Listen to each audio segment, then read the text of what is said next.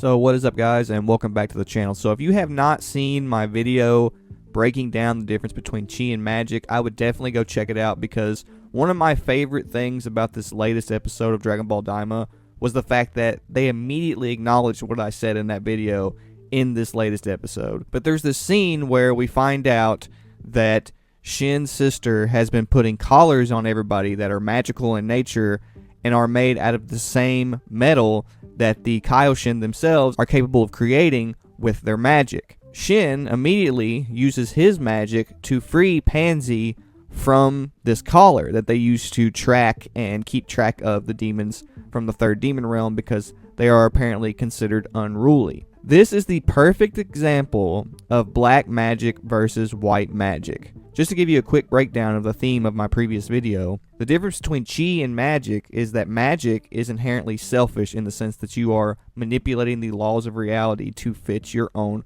personal needs. Whereas chi is about spiritual cultivation through Taoist internal alchemy and becoming more powerful through the laws of nature themselves, rather than trying to manipulate it for your own selfish gains. But there is the flip side of each of those things. Now, Taoist internal alchemy is the source of themes like ki, chi, yin and yang energy, things of that nature.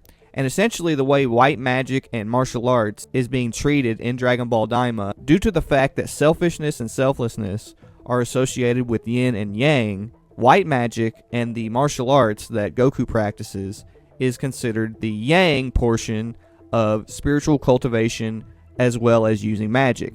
It is a selfless form of using magic as well as martial arts. Whereas someone like Vegeta, Beerus, or the Dark Magicians of the Demon Realm, they would be considered the yin half of this concept, because their use of magic and their use of martial arts is reflected within the concept of selfishness. Now, it's not necessarily that straightforward. Dragon Ball does play on the concept of selfless selfishness and selfish selflessness a lot within the series, which is essentially doing selfish things with selfless intent, or selfless things with selfish intent.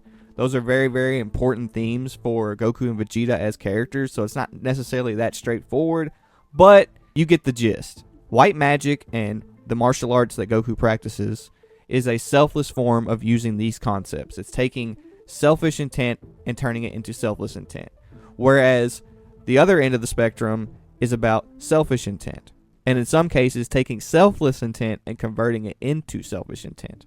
But I just thought that was really cool that the episode acknowledged right away what I was talking about in my video.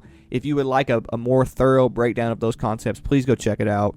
Now, another really cool thing that happened in this episode was this awesome fight with Shin and Glorio taking out the Demon Realm's elite guards. Now, first of all, I really enjoyed seeing Shin fight. They definitely make him seem like vicious whenever he goes on the offensive, and I really love that, because most of the time he's like so proper and polite.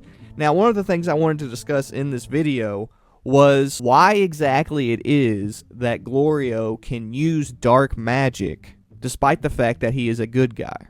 And it's essentially a very similar concept to Ultra Ego. He's taking selfless intent and converting it into selfishness due to his corrupt sense of justice. He's very similar to Zamasu in that sense.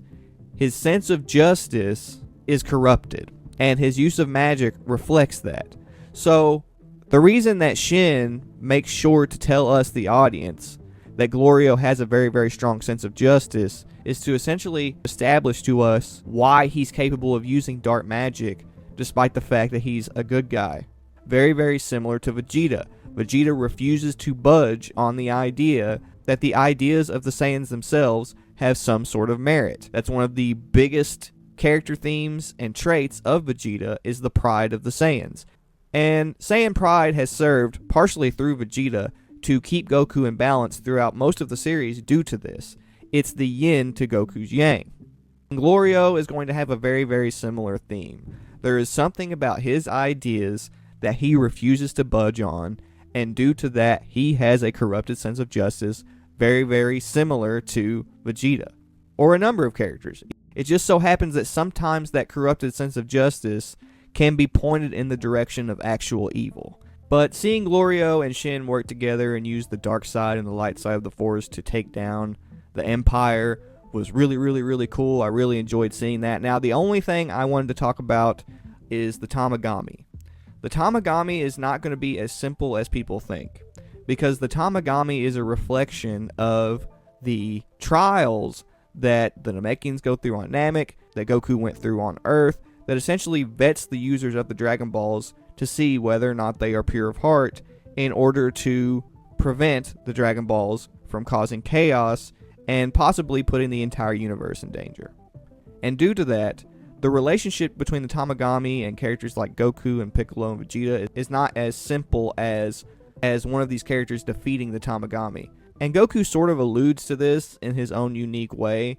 He essentially tells us that all he has to do is make the Tamagami give up, right? And the reason he's saying that is because it's not as simple as simply destroying the Tamagami, because if you were to selfishly destroy the Tamagami in the name of getting some wish, that is essentially contradictory to the narrative of Dragon Ball itself, as well as the test that these characters go through in order to attain the Dragon Balls from the Tamagami. Now, one of the things I thought was very interesting about that, and this might be reflective of that, is the fact that Dabura tried to defeat the third Tamagami and failed. Now, I find this very interesting, and the more I think about this, the more I get excited for Dabura's backstory in Dragon Ball Daima. His use of a sword could be completely due to the fact that he was trying to take down the Tamagami, and that could be the reason that Tamagami number 1 uses a sword as well, is because essentially Tamagami 1 was likely used as a training partner